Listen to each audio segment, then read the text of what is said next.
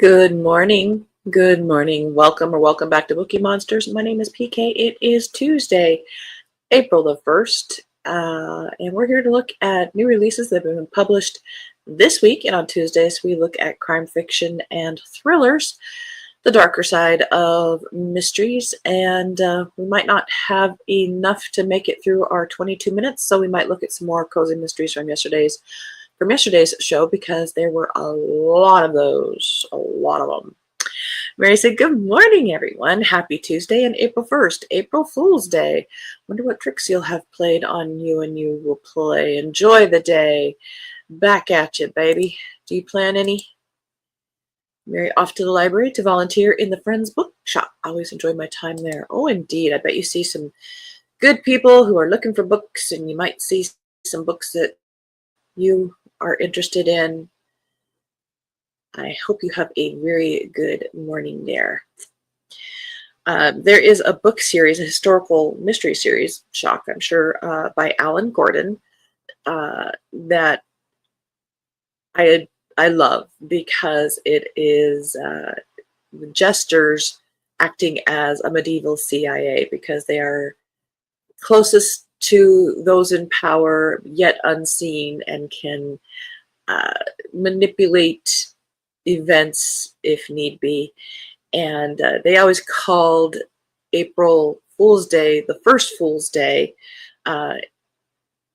referring to the head of Christianity as the first fool, in a loving way. So I've always considered it in that light, which I like a lot. So quick announcements. I do have sprints tonight at 8 p.m. Eastern Time. They go for 2.5 hours. I do reading sprints live every Tuesday and Thursday evenings at 8 p.m. Eastern Time and Saturday afternoons at 3 p.m. for 5 hours. So a total of 10 hours of potential reading time if you choose. Good morning, Kim. Let us leap in.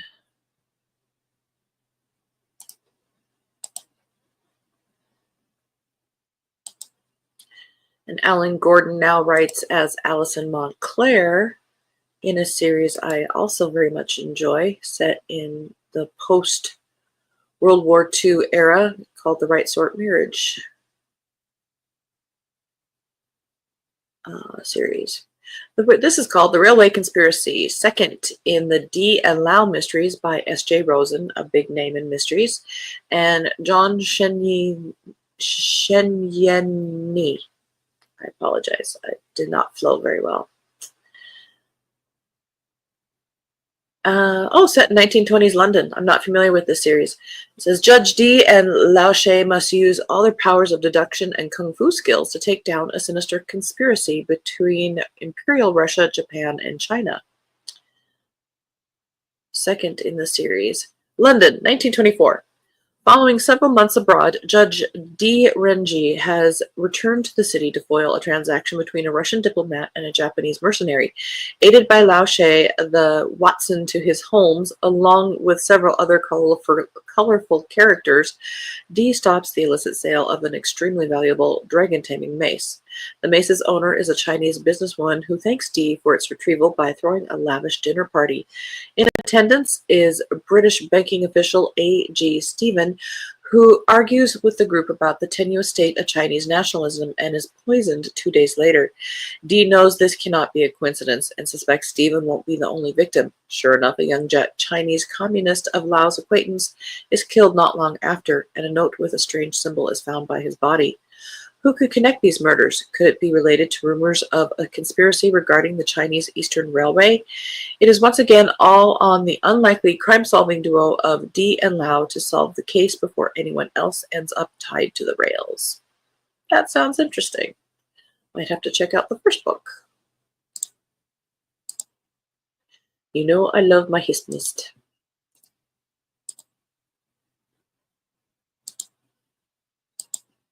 Particularly if it involves politics. Mary says hi to Kim. Kim says hi back. Good morning, Alina. Good morning, PK. Today I have a job training with the regional center. Oh, how nice. Are you excited about it? And Mary says hi to Elena. When She Was Gone by Sarah Foster. Was she taken or did she run? Rose once walked away from her daughter. Now she may be the only one who can save her. Former London police officer Rose Campbell has been estranged from her daughter Lou for almost a decade, but when Lou disappears from a remote beach in Western Australia and the police suspect her of kidnapping the two young children in her care, Rose is asked to help bring Lou home. This is the final case in DSS Mal Blackwood's illustrious career, and there's a lot riding on it. The missing children are heirs to the Fisher property empire, and while their multimillionaire grandfather is breathing down Blackwood's neck, the media storm is intensifying. Faced with a deluge of evidence and accusations, Blackwood doesn't know who he can trust. Rose arrives in Australia intent on proving her daughter's innocence, but how can she be sure of that when she's no longer part of Lou's life? Meanwhile, as Blackwood begins to expose the Fishers' secrets, the investigation takes a dark turn. Shadows of the past gather around the Fishers and Rose, and soon it's clear that every hour is critical. What has happened to Lou and the children, and can Rose and Blackwood find them in time? Interesting setting.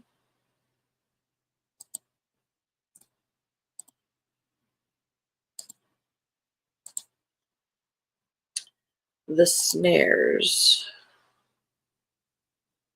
And it says, yes, she is. And hello to Miri. This is by Rav Gurulkok. A Punjabi-American lawyer at a mysterious federal intelligence agency fights to keep his career, marriage, and morality intact. I'm not thrilled with the cover, but are you happy where you are, toiling in the trenches of the Justice Department? In the waning months of George W. Bush's presidency, Neil Shima, a former naval officer and federal prosecutor, is recruited to join a new federal intelligence agency, one with greater than usual powers and fewer than usual restrictions. Neil soon finds himself Homeland Security. Neil soon finds himself intimately involved in the surveillance of domestic terrorism suspects and the selection of foreigners for drone assassination, men who often look just like his Sikh family members. As both his ambitions and his moral qualms mount, he is drawn farther and farther away from his wife and two young daughters. When he makes a critical mistake at work, he is left vulnerable to shadowy figures in the intelligence world who seek to use him in their own, still more radical counterterrorism missions. If he agrees, the world of power will open up even wider to him. If he doesn't, is Neil an insider or an outsider, the hunter or the hunted, an idealist or a mercenary? What truths and whose lives is he willing to sacrifice?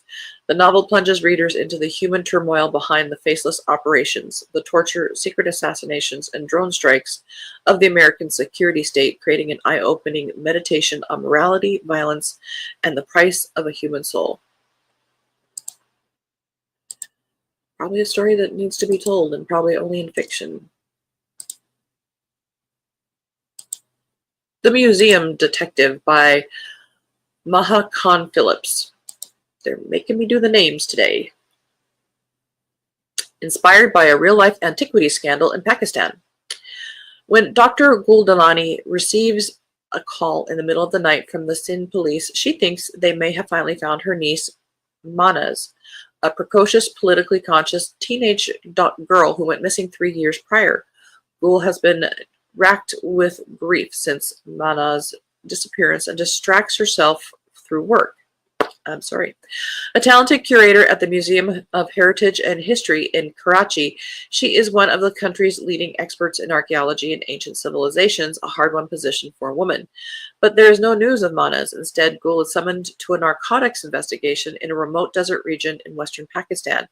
In her wildest dreams, Gul couldn't have imagined what she'd find there. Amid a drug bust gone wrong, there is a mummy, life-size, seemingly authentic, its sarcophagus decorated with symbols from Persepolis, the capital of the Achaemenid Empire. The discovery confounds everyone. It is both too good to be true and for Gul too precious to leave in careless or corrupt hands. Aided by her team of unlikely misfits, Gul will stop at nothing to get to the bottom of it, even as her quest for the truth puts her in the throes of dangerous conspiracy and threatens to collide with her ongoing search for Manaz. Interesting. And a Rowan.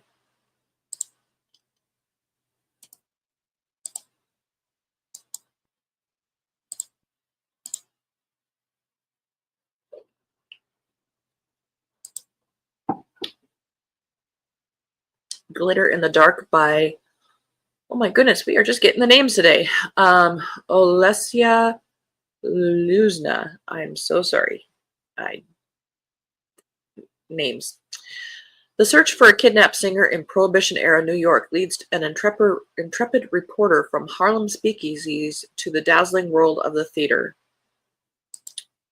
Ambitious advice columnist Ginny Dugan knows she's capable of more than solving other people's beauty problems, but her boss at Photoplay magazine thinks she's only fit for fluff pieces.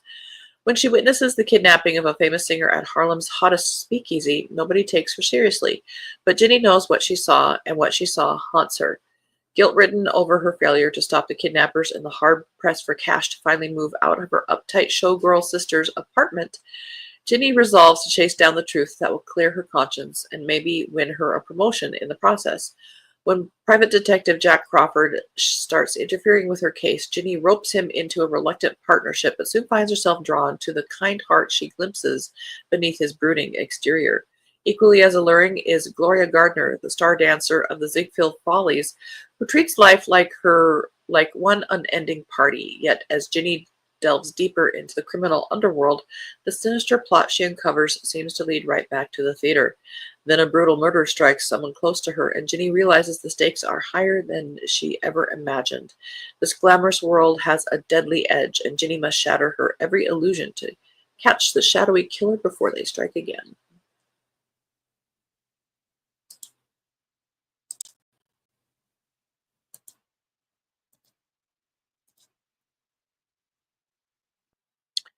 These all have very involved, intricate plots. Have you noticed?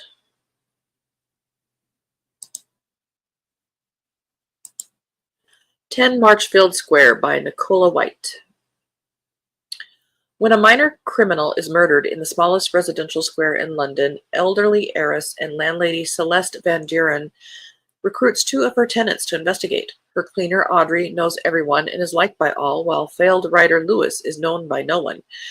He hates his job, hates his life, and he's not that fond of Audrey either, but Celeste is persuasive. As they hunt for clues in and around the square, they discover everyone has something to hide, including their fellow residents. Audrey and Lewis must find a way to work together if they're to find the killer in their midst, assuming, of course, there's just the one. ...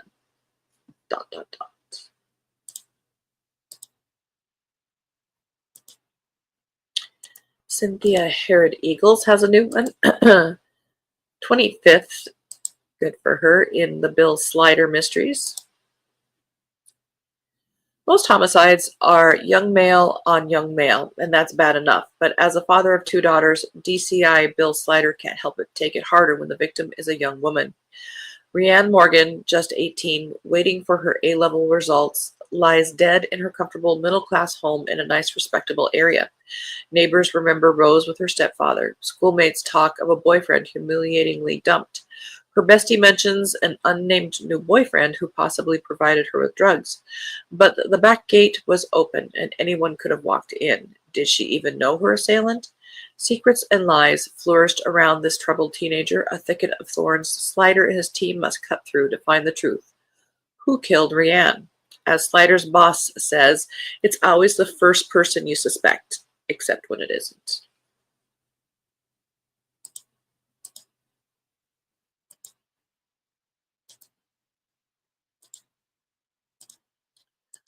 Falls to Pieces by Douglas Corleone. For 2 years, Katie Dawes and her teenage daughter Zoe have lived off the grid in Hawaii, hiding from a past Katie must forget as if her life depends on it. New names, anonymous online presence. So far, safe. Until Katie's fiance, attorney Eddie Akana, disappears along a popular hiking trail in a Maui National Park. Now all eyes are on Katie. Exposure can make a woman with so many secrets very paranoid. Eddie's law partner, Noah Walker, is doing everything he can to protect his new client from the press that's hovering like a vulture, and the authorities whose suspicions about Katie and the disappearance are rising. Then suddenly Zoe goes missing as well. Katie will risk anything to find her. But the worst is still to come because Katie's not the only one with secrets, and buried among them is a twist she never saw coming. End of that row.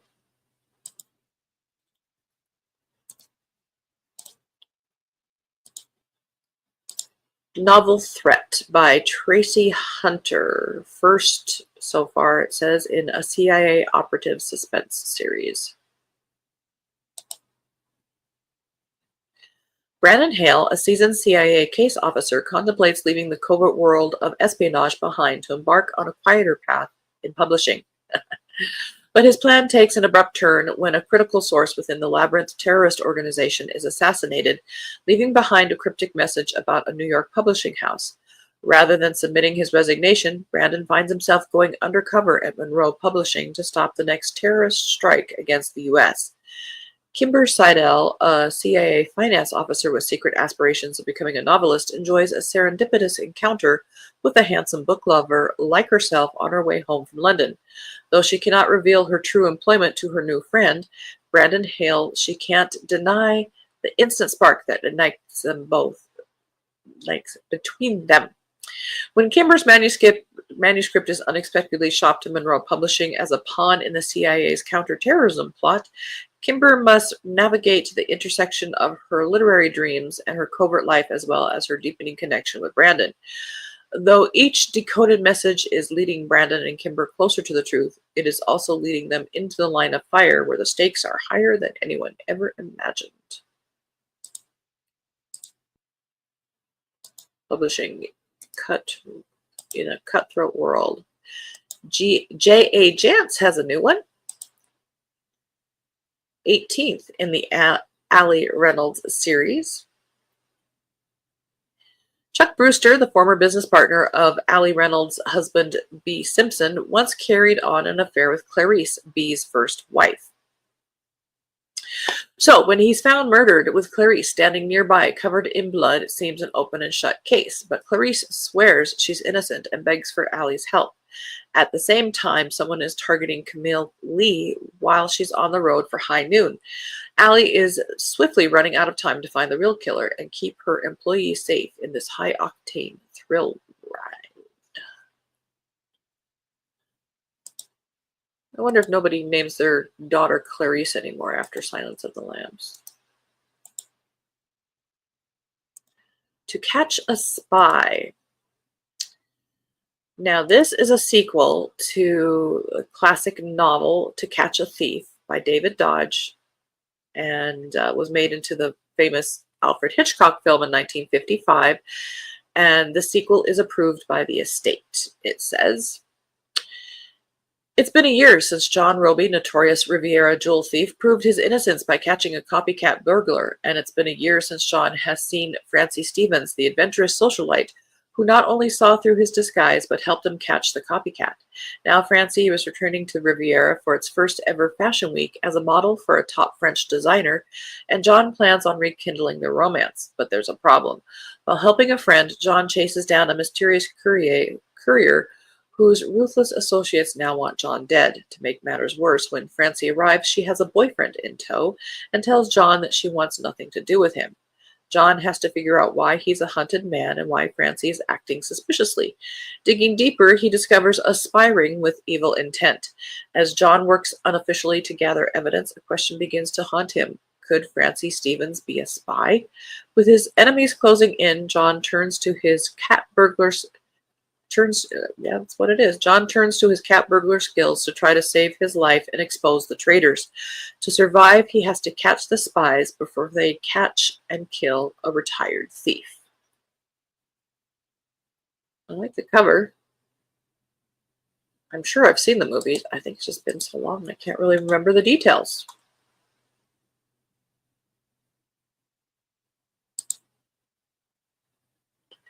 Mary says she likes J.A. Jance. Yep. It's a name in the mystery world for sure. And still writing. That's wonderful. Well, that really is all the time we have. There's only a couple minutes left before the bell rings. So probably not worth looking at the cozies. Oh.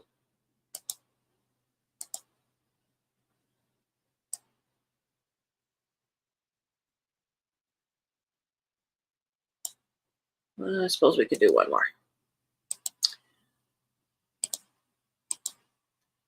Murder on the Steel Pier by Rosie Genova. Greetings from the nifty 50s. The morning after a blowout birthday celebration in Atlantic City, crime reporter and party girl Tess Mancini wakes up in an unfamiliar place. 1955. Bread is 18 cents a loaf, like Ike occupies the White House, and the boardwalk is crawling with vintage cars and vintage wise guys. A bewildered Tess is sure of only two things. One, she's not crazy, and two, the clothes are fabulous. Somehow she's living the life of her great aunt Teresa, who disappeared decades before Tess's birth. In her 1950s existence, Tess is a reporter at the local newspaper, living at a boarding house owned by her Zia Antonietta, an Italian immigrant with a big secret. It turns out Teresa has a kid brother, teenage troublemaker Val Mancini, aka Tessa's paternal grandfather. Though determined to return to her own time, Tessa's curiosity takes over. What happened to the first Teresa Mancini? And is Tessa's trip through time connected to her aunt's fate? But when young Val is accused of murdering a boarding house guest, a Nazi in hiding, Tess ends up with two investigations on her hands and is now stuck in time until she can prove Val's innocence. As she searches for answers, she finds allies in a dishy police detective and a suspiciously charming fellow reporter. The clock is ticking for Tess to find a way home, but first she has to keep her grandfather off death row, because before Tess can get back to the future, she needs to make sure she has one. Well, that's an interesting concept. Over 300 pages. That's good.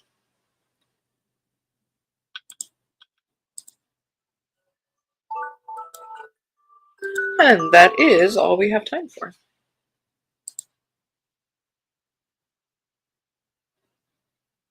Kim says, have a great day, y'all. You too. Are you going to go to lunch? Very hard to believe there are so few mysteries thrillers. Hope there isn't a sign of things to come. True, but the cozy mysteries made up for it. There were 42 of those this week. Mary had a storm come through last night, so it is cooler, thank you, today. Yesterday it hit 88, too hot, especially for this time of year. Indeed. Today, 60s and sunny. Needed the rain. We are also cooler. We are in the 30s and 40s. It'll get to the 40s today, but we're starting in the 30s.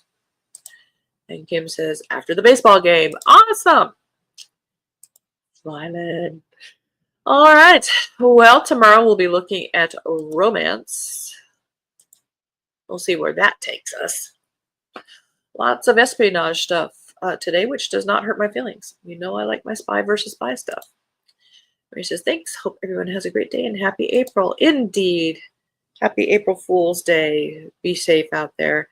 And as the banner says, don't be a bookworm, be a bookie monster. Nom nom nom. Have a good day and God bless.